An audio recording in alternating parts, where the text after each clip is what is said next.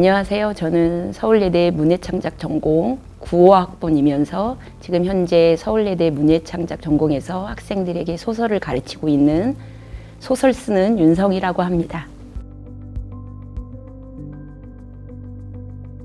고등학교 때 책 읽는 걸 굉장히 좋아했는데 제가 읽은 책들에는 서울예대 문예창작 전공을 하신 선배들이 되게 많았고 또 이 학교에서 소설이나 시를 가르치는 선생님도 많았어요. 그래서 그분들이 있는 곳이라면 또 혹은 그 선생님이 가르치는 학교라면 한번 가보고 싶다 이런 생각이 들어서 조금 늦은 나이에 들어왔는데요. 조금 늦은 나이에 지원하게 되었고요. 서울예대는 저한테 소설을 처음 쓰게 만든 곳이고요. 소설 쓰는 재미를 처음 알려준 곳이기도 하고요. 소설 쓰는 좌절도 처음 알려준 곳이기도 하고요. 또 소설가가 되게 해준 곳이기도 합니다. 요즘에 학생들을 가르치면서 그 생각을 좀 많이 하게 됐어요. 내가 다시 이 학생들이었으면 뭘 제일 먼저 할까? 저는 그때 굉장히 부지런하고 열심히 하는 학생이긴 했는데 좀 좋은 성적을 받기 위해서 되게 안정적인 소설 쓰기만 했었던 것 같아요. 지금 다시 그 학생으로 돌아간다면 더 실패를 많이 하는 소설, 좀 더 과감한 도전을 해보는 그런 소설, 그런 이야기들, 좀 더 많이 좌충우돌하고 좀 더 많이 고군분투하는 그런 이야기를 도전해보지 않았을까라는 생각이 들어요. 저희 문예창작 전공은 같은 꿈을 꾸는 학생들이 아주 많은 곳이에요. 살면서 나와 비슷한 꿈을 꾸는 친구들을 이렇게 많이 만날 수 있는 기회는 많지 않다고 생각합니다.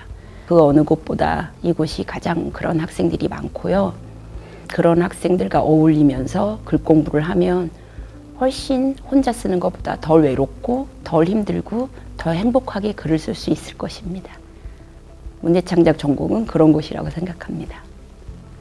안녕하세요. 저는 그림책 작가 최민지입니다. 저는 서울예대 문예창작과를 졸업했습니다.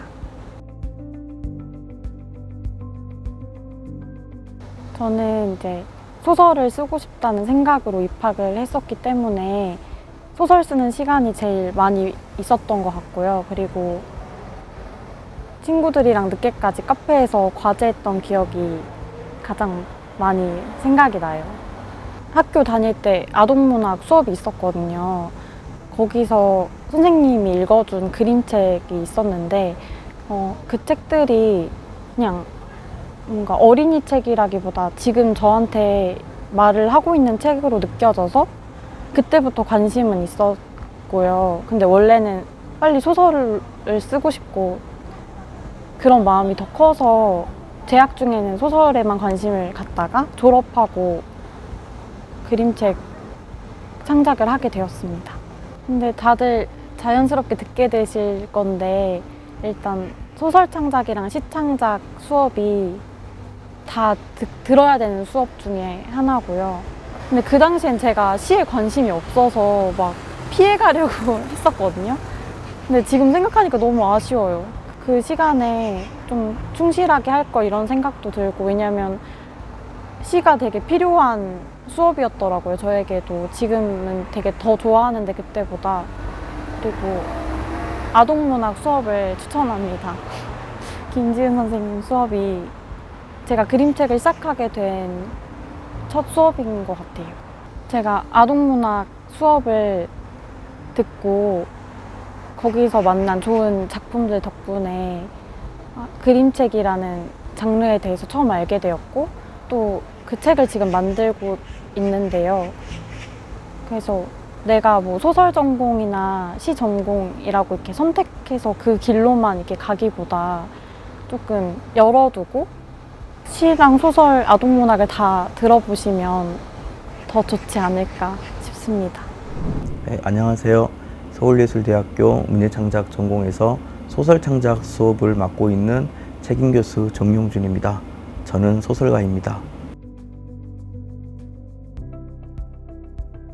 문학을 사랑하고 또 문학을 사랑한다라고 하는 건 읽기와 쓰기를 좋아하고, 그리고 다른 사람이 쓴 좋은 작품에 대한 존중감을 갖고 또 자기 표현을 언어로 하고 싶어 한 사람들을 도와주고 또 길러내는 게 교육 목표입니다.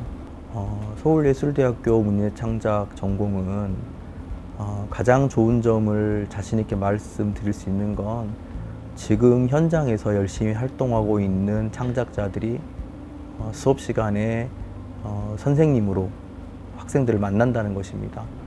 그래서 그 현장감과 실제적인 경험들을 학생들에게 공유하고 나누고 또 우리가 머리와 개념으로 이해하고 있는 그 막연한 창작의 이론을 실질적인 경험의 언어로서 전달할 수 있는 게 그게 가장 큰 경쟁력이고 그게 가장 큰 수업이라고 생각합니다. 시험 볼 때의 팁은 먼저 글자를 또박또박 쓰십시오. 저희들이 선생님들이 읽으셔야 되기 때문에 생각보다 많은 학생들이 열심히 썼음에도 불구하고 글자가 명확하지 않아서 잘 이해가 되지 않는 게 있습니다. 그래서 특히 글이라고 하는 거는 이해가 되어야 되는데 글자와 상관없이 내용 자체가 이해가 안 되게 쓰는 것도 있지만 글자 자체가 너무 선명하지 않아서 읽는데 어려움이 많이 느껴지는 학생들의 글이 있거든요. 그래서 좀 더 글씨를 예쁘게 쓰실 필요까지는 없지만 또박또박 잘 썼으면 좋겠고, 두 번째로는 결국 실기 시험이라고는 하지만 자기 글을 쓰는 거잖아요. 그래서 시제는 동일하게 쓰더라도 그 안에 내용을 채우고 있는 언어와 그 형식은 자기 결정하는 건데, 너무 입시를 열심히 준비한 나머지 자기 자신의 마음과 감정을 혹은 감각을 믿지 못하고 아마 이렇게 쓰면 유리할 거야 라는 어떤 잠정적인 어떤 텍스트를 염두하고 온다거나 어떤 글을 따라서 쓴다거나 이런 게 절대 유리하지 않습니다. 선생님들은 그것들을 굉장히 열심히 보고 있고요. 그래서 그동안 자기가 열심히 해왔던 걸 믿고 그 순간에 떠오르는 것들을 자기 생각 또 자기 언어로 표현하는 것이 가장 유리한 팁이라고 생각합니다. 1차적으로는 우수한 학생들이 많이 옵니다. 서울 문예창작 전공에서 그 학생들을 길러내는 게 아니라 우수한 학생들을 문예창작 전공에서 만나는 것이라고 생각합니다. 하지만 그 만남에서 그치는 게 아니라 발견해주고 지지해주고 또 그의 글을 읽어주고 또 좀 전에 말씀드렸던 그 좋은 수업에서 시너지 효과를 일으켜서 그가 자기가 원하는 글을 쓸 수 있을 때까지 기다려주고 계속 기회를 줘서 단순히 재능이 있고 단순히 감각이 있는 걸 넘어서 그것을 다른 사람에게 설득할 수 있는 결과물을 만들어낼 수 있는 그 마지막 순간까지